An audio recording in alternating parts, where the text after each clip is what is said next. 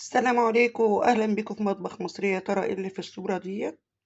اول واحدة هتشوف الصورة دي واحدة شاطرة وشطورة في المطبخ هتعرف ايه اللي في ايديا. دي عبارة عن لية خروف ضاني، وانا قطعتها قطع صغيرة، حتى بالأمارة قطعتها بالسطور. احطها كده في الحلة. ودي مقطعة على الرخامة سهلة ان انا اغسلها، لكن القطاع مش عايزاها يبقى فيها هتبقى متعبة، لأن دي ليا يعني حاجة دسمة جدا. أحطها في الحلة كده. هي حطيناها في الحلة كلها. هنعمل ايه بقى؟ هحط عليها حوالي نص كيلو زيت.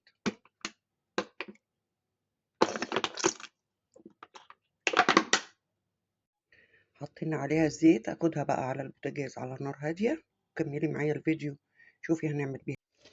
هي بقى كده شكلها لما تتحط على النار، اللي هي من وقت للتاني وطي عليها النار جدا جدا، زي ما بيقولوا كده شمعة. يا سلام بقى لو عندك فصين حبهان حطيهم، هي لونها كده بيغير وبتنزل.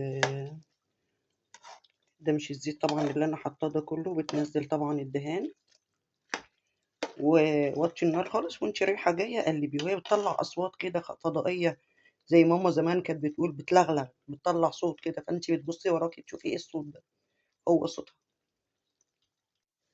زي ما انتوا شايفين كده. المهم اهم حاجه تقلبي، ولو انت الافضل يعني تقطعيها اصغر من كده هتستوي بسرعه، اصلها بتلزق تحت. فانا ما لقيتش كمان حبهان عندي بتاع ده مستكه، حطيت ورق لورا. شموا بقى الريحة والجمال. كملي معايا الفيديو للآخر وشوفي الرق. هي كده استوت. أما الحاجات ديت بتاخد اللون الذهبي، وأنا بطفي عليها كمان قبل ما تاخد ده، علشان وهي قاعدة أما بطفي عليها بتستوي كمان. فأنا قبل ما توصل للمرحلة دي أنا بطفي عليها. هصفيها ونشوفوا بقى هنعمله، هنخزنها بالشكل ده بقى. بصوا منظرها بالشكل ده. هصفيها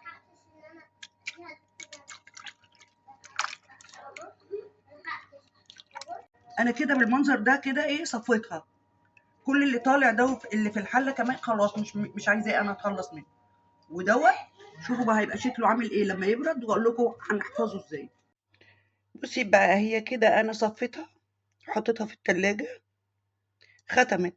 هعمل فيها ايه بقى؟ طلعتها برضو بره التلاجة، سبتها شويه تفك. هعبيها في برطمانات وهوريكي هتعملي، اقولك هتعملي بيها ايه. اوكي، بصي بقى عبيتهم في البرطمانات دي. اقسم لك بالله، اقسم لك بالله مرمله وطعمها زي السمنه الفلاحي.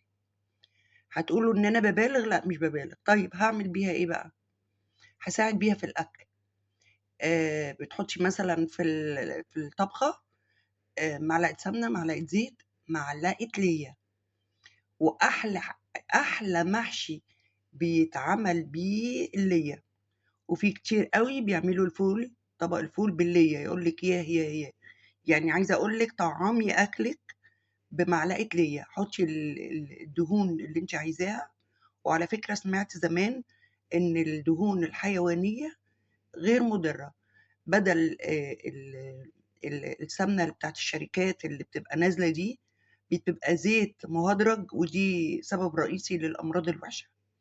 احنا بنعمل كل حاجة في البيت وبنساعد نفسنا، وبنعمل أكل نضيف وبنعمل أكل صحي. فاعملي معايا بديل السمن الفلاحي. مش ببالغ، والله مش ببالغ. فعلا اللي هي كانت ماما الله يرحمها كانت تعملها واحنا صغيرين، وكنا نتدلع: ماما انت عامله الاكل بايه ومش عارفه ايه. بس لما كبرنا وفهمنا عرفنا ان هم كانوا بيوفروا. وكان كنت تقولي حتى ان طعم اكل ماما غير اكلي، لانهم كانوا بيعملوا حاجات من الطبيعه، الحاجات الحلوه. اتبعي وصفتي دي ومش هتخسري حاجه ابدا. طبعا عملت معاكم اللي هي عملتها سمنه، ودي تعتبر بديل السمنة الفلاحي. أقسم بالله لو تدوقوها هتلاقي ان انا صادقه في كل كلمه بقولها. حطيتها بقى في البرطمانات دي كده نقفلها. دي كانت برطمانات عسل نحل، انا غسلتها، يعني البرطمان مش ريحته حاجه ابدا. اغسلها واحطها في التلاجة، منين ما اطبخ اخد منها معلقه. كنت معاكم اماني من مطبخ مصريه. طبعا ما تنسيش لايك، شير، تفعيل جرس لو بتشوفيني اول مره يوصلك مني كل جديد. بحبكم كلكم، باي باي.